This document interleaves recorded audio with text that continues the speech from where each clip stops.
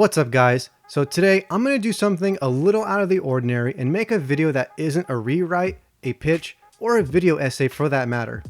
I've had a few people in the past ask me about my background in education and film, and so today that's what I'm going to be talking about.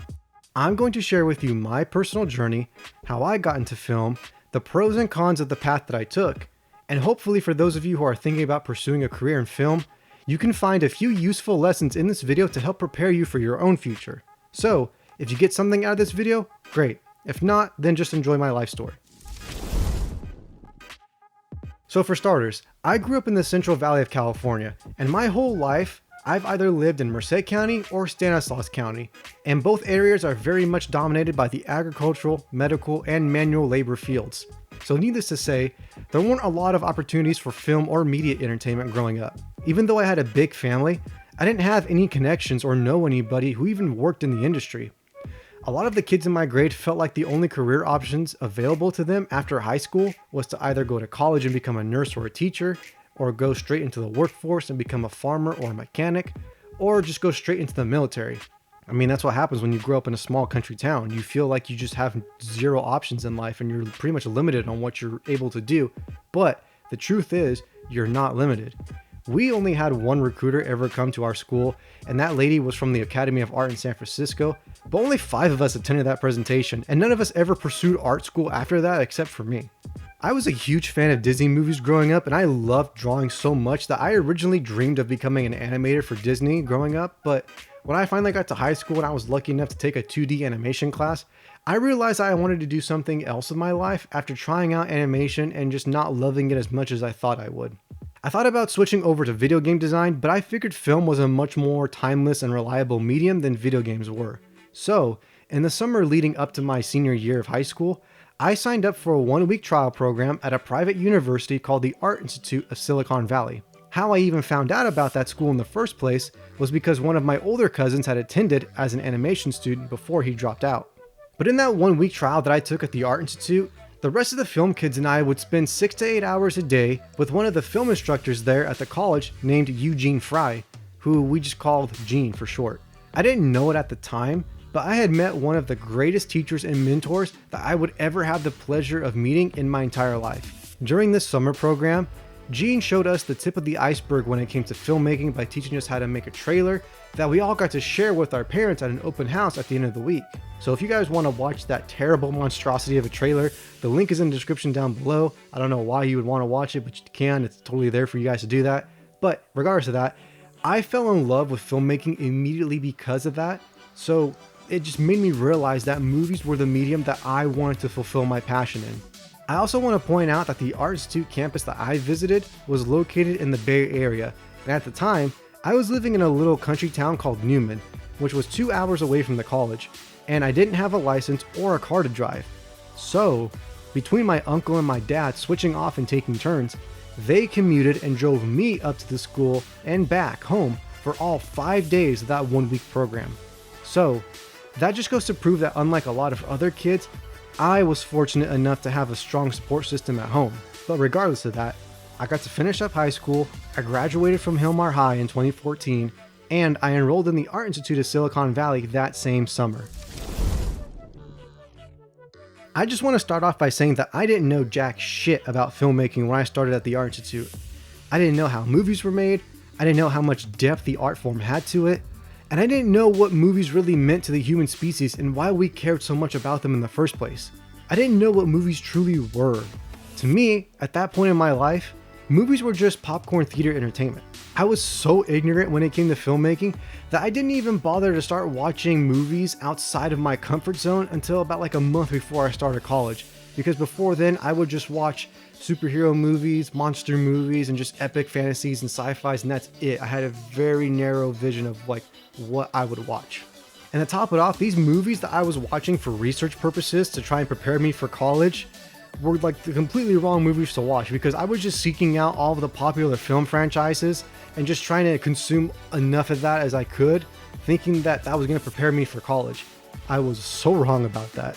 Way to go, dumbass! So I started off at the Art Institute of Silicon Valley, and this time I did get my license, and I did have my own car, but I was still a new driver, And so there wasn't a greater baptism by fire for a new driver like me than to commute to the Bay Area 3 to 4 days a week for about 2 years straight. Because after I sat down with my parents and I did the math, I realized that it would be significantly cheaper for me to still live at home in Newman and just commute 2 hours every day to school than it would be to live there. Not to mention, my whole education at the Art Institute, my entire degree, cost $900,000. I'm still paying off student debts, and to be honest, I probably will still be paying until the day I die because I'm not rich and neither were my parents. Like my mom said, she could have bought me a house with the amount of money it cost for my education. So that's something to keep in mind for any of you thinking about film college, because no matter where you go, it will always be outrageously expensive. The film program that we had at AI was very broad and general. We didn't focus too much on any one subject, and we pretty much learned how to do all of the major jobs on a film crew, from pre-production all the way to post-production.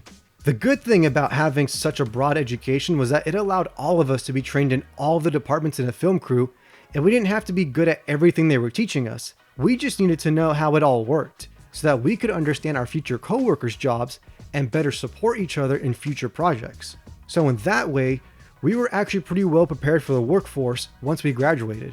It was up to us as individuals to decide what specific department we wanted to focus our future career in, and we would get the chance to exercise those muscles when it came to filming short projects for all of our classes.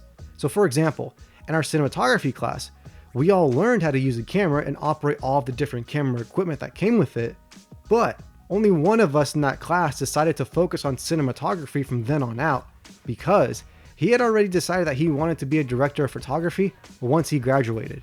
AI was a school that went on a quarter system instead of a semester system, so our classes only lasted for 3 months at a time, and we went to school all year long. We didn't really have summer or winter breaks like most public universities, so we were constantly working and grinding away. The good part about that was that we got a lot more work done at a faster pace, but we were pretty much run ragged, and our stress and energy levels were off the charts. So that's another thing to keep in mind too. Another thing that I want to mention is that all of our classes were 4 hours long each, so you need to be prepared for that as well. Even though I learned a ton of stuff, in reality, it was just a tip of the iceberg because a formal education can only teach you so much. Experience is what will really teach you the most important lessons in not just your career, but life in general.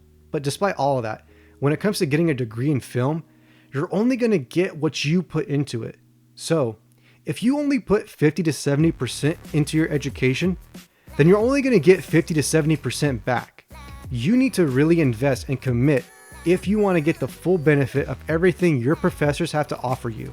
Because that's really where I learned most of what I know about film today. I learned it from my professors' off-topic stories in class about their past experiences in the field. I was that kid that stayed after class every day to ask the teachers even more questions that didn't necessarily pertain to the class, but had to do with just film in general.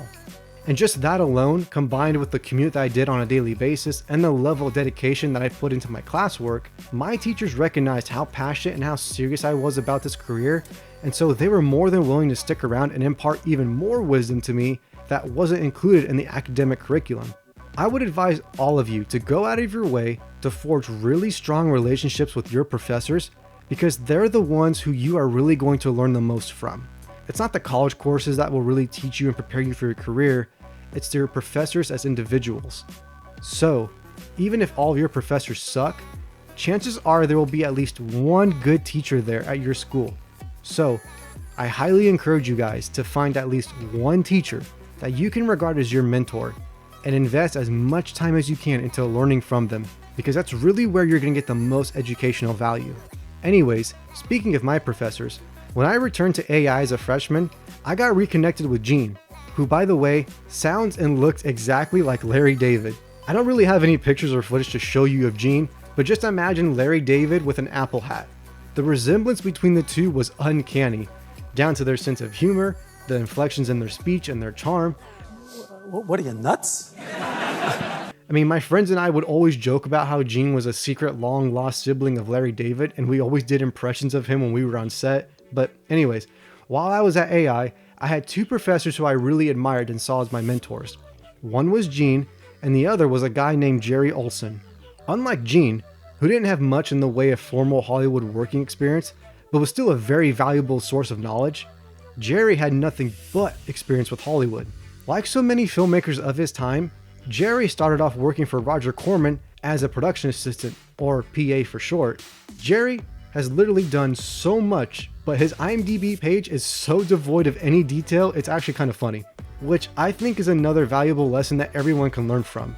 Just because someone doesn't look good on paper, that doesn't mean they're not good at their job, especially in the film industry. There's going to be a lot of awesome people who know what they're doing, but their IMDb pages are going to look like crap. Which I think is still a really good lesson, because especially in the film industry, it's not about how good you are, unfortunately. It's all about who you know. Because your resume could look like dog crap, but if you have a solid network and you have all the right connections and you know all the right people, then you're going to make it in the industry. Your network is what will determine your success, which is really true for any field, but it's significantly true for film. Anyways, Jerry had been all over the place.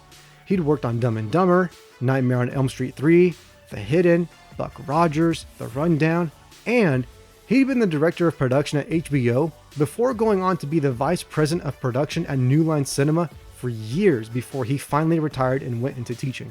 On top of all of that, Jerry had been a student of Roger McKee's alongside celebrities like Kirk Douglas back in LA when they were all still young bucks. And for those of you who don't know who Roger McKee is, he's basically considered to be the screenwriting guru. His book on screenwriting, called Story, was our class textbook for our writing classes, and Jerry was really instrumental in putting me in my place and teaching me what strong and professional screenwriting was. Jerry is the one who built the foundation for all the writing knowledge that I have today. So between Gene and Jerry, I had this vast wealth of data, support, and guidance because Gene pretty much taught all of the beginner courses, while Jerry taught the more advanced film classes. Jerry was very different than Gene because he had high standards and was so ruthlessly honest and critical that I knew if I had gotten his approval on an assignment, I knew I had done a good job. Because he was old school Hollywood. He didn't sugarcoat anything, and he was always brutally honest when giving you feedback because he didn't care about your feelings. He cared about making you into a better filmmaker, even if it meant you hated him for it. I personally loved that old school Hollywood mentality, and to be honest, I miss it because I don't see a lot of it anymore. Despite all of the sacrifices and hardships that I experienced at the Silicon Valley campus, those years that I spent were the best 2 years of my entire college career because every single day I showed up to school, I knew I was going to learn something new. Between Gene and Jerry, they knew how much I wanted to excel at my craft, and they knew what kind of standards I held myself up to, and they knew that I was responsible and that I turned in all of my work on time. So they pretty much gave me free reign whenever it came to making short films and turning in projects because my level of trust with them was so strong. They knew that I was self-motivated enough to get the job done on time and on budget, so they knew they didn't have to micromanage me or check up on me. So because of that and just everything else, I knew I wasn't wasting my time with college because of brilliant professors like Gene and Jerry. And just the thought alone of being their student is what kept the fire in my soul burning, and it made me come back for more and more every day. Sadly, my time at AI eventually got to a point in my sophomore year where the Silicon Valley campus closed down because of a lack of student enrollment. I mean, there's a lot of reasons why the Art Institute as a whole failed, but that's not what this video is about. Because in fact, the campus closure ended up being a huge plus for me for two reasons. One, a lot of my classes were combined into the same class, so I was knocking out multiple courses and acquiring double the units while still taking the same amount of classes. And two, with the amount of students that were dropping out after the announcement of the campus's closure, it got to a point where I was the only student who was showing up every single day at class. Once it got to that point, Gene just pretty much threw out all of his lesson plans, and he would just show up every day and ask me, "What do you want to learn today?" And I would bring in clips from my favorite movies and shows that I had questions about, and we would just sit down and break down the footage together. I had such a blast during that time because I had Gene's undivided attention for the entire 4-hour class, and it was almost like private tutoring. We would sit and talk about Game of Thrones, superhero movies, Lord of the Rings, Star Wars, Stanley Kubrick films, Steven Spielberg films, just all the above. Our conversations would last for hours, and I would bring him ideas that I had for projects, and he would help me figure out the logistics of bringing that project to life. I mean, ultimately, the day came where I had to say goodbye to both Gene and Jerry, and I left the Silicon Valley campus, but I was able to transfer over to the Sacramento campus of the Art Institute and finish up my degree there. Once again, I found myself in a really fortunate scenario when I transferred to Sacramento because my house ended up being right in the middle between the Bay Area and Northern California. So while it originally took me 2 hours with no traffic to commute southwest to Silicon Valley, it only took me an hour and a half, sometimes even an hour, to drive up north to the Sacramento campus. So I was still able to stick with my commute routine that I had from AI, just, I redirected it in a different area. When I got to the Sacramento campus, I found that the environment was completely different than the Silicon Valley campus, mostly because it was just a bigger school. But another reason why I just felt so different was because I didn't really have any of the established relationships of trust that I had with my other professors over at Silicon Valley. I mean, over here, it was just a fresh start. It was new faces, new beginnings, new everything. The professors there were a lot more prone to micromanaging the students and keeping tabs on all their projects, which really made me feel like a toddler who wasn't trusted to walk around with a pair of scissors. Like, it felt like they were kind of babying me almost. But once I talked to my professors about it and I got a few opportunities to demonstrate to them what I was capable of, they really did lighten up on me. The 4 professors that I had the most classes with were Nate Schimmel, Thomas Fritchie, Matt Marconi, and Darcy Totten. Nate was this lovable goofball who used to have a landscaping reality TV show, and Fritchie had done some traveling and studied abroad learning film from different countries like Europe. Marconi, on the other hand, he had made a few indie films like the 2005 Western Truce. And Darcy actually had a day job as a journalist, but she also co-owned a PR firm called Activism Articulated. There was also an animation teacher there named Dutch, who I learned a lot from because he became a long-term sub for us when Fritchie had to take a leave of absence at one point in the school year. And Dutch really enlightened me on what VFX was, and he taught me so much more about it than any of the other film teachers could have possibly had. So to me, Dutch is another mentor, even though I never was formally his student. Out of all of those professors that I listed, Fritchie is the one that I keep in touch with the most nowadays, but Darcy was the professor who definitely had the most impact on me. And she was another mentor that I was really lucky to add to my list of amazing role models. And here's why. For some of our classes, we usually have to make a short film as our final. Instead of a thesis paper, our thesis was a short film that we called our senior film. Our senior films were meant to be the capstone of everything we had learned in college, but in order for me to graduate in 4 years, I needed to take 2 classes at the same time that required me to write, direct, and produce 2 short films, one of them being my senior film, at the exact same time. Thankfully, your senior film is stretched out and divided between 3 different classes, with each class focusing on pre-production, principal photography, and then post-production.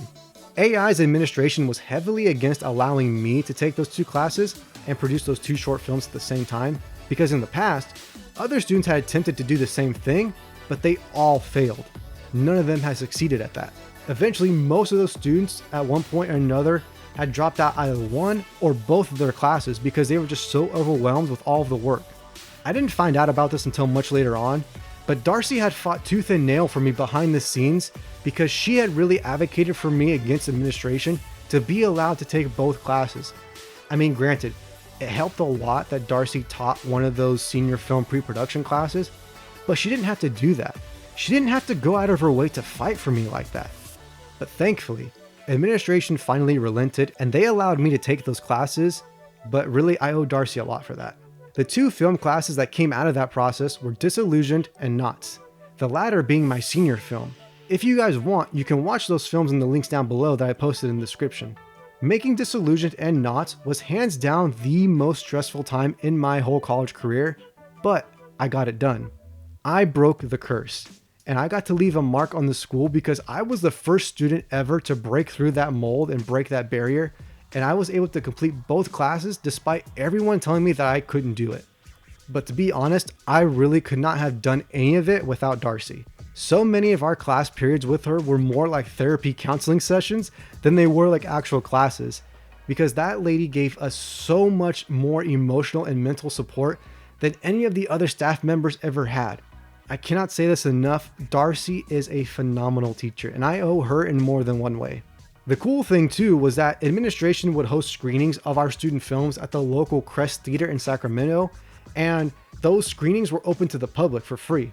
So it was really great to have my family and friends come and see my work on the big screen after everything was done. In retrospect, I'm actually really glad that I had made both films at the same time, because almost immediately after that, AI closed altogether. the university shut down all of their campuses and the entire school just went out of business. It usually took most kids 5 years to get the 4-year degree that I got, but luckily, I actually managed to get my bachelor's of science in digital filmmaking and video production in 4 years before the school shut down. So at the end of the day, it's totally up to you whether you want to try to enter the film industry through college or not. Because for those of us who don't know anybody in the industry, we have a much harder time trying to get our foot in the door. I mean, there's more than one way to skin the cat, as the saying goes, so you don't have to go to college, but it does help because some companies and studios will require some kind of educational background in order to hire you. There was a guy who graduated AI before me who came back as a guest speaker, but he was telling us how he got hired on with Legendary Pictures as an editor, and he said in the interview that they didn't really care where he got his degree from. All they cared about was that he had some kind of education. So that's another thing to keep in the back of your guys' minds. So for those of you who may be wondering what I'm up to at the moment, I actually made a career shift and I'm currently enrolled in the teaching credential program, hoping to become a high school film teacher. So that's why I've been so busy with school lately and I haven't really been able to upload videos as often as I used to. So that's everything that I got for you guys today. Hopefully you learned something from this video, and if not, that's totally okay. I mean, you can go ahead and cuss me out in the comment section down below, and you can just, hate on me for wasting your time, because honestly, it's just gonna give me something to laugh at, so go for it. But regardless, this video is just a reminder that this was my personal journey, and it doesn't necessarily mean that you're gonna share the exact same experience as me. So if you do still feel called to join the film industry, and you want to go to film school, then more power to you. Out of all the film schools that are still open, I know Full Sail University and the Academy of Art are decent colleges to attend because some of my old professors taught there part-time as well. So if you guys have any more questions, feel free to post them down below. In the meantime, I hope you guys stay safe, and I will see you all when the next video comes out. And for those of you who have been patiently waiting, here is a little sneak peek as to what the next video is going to be about.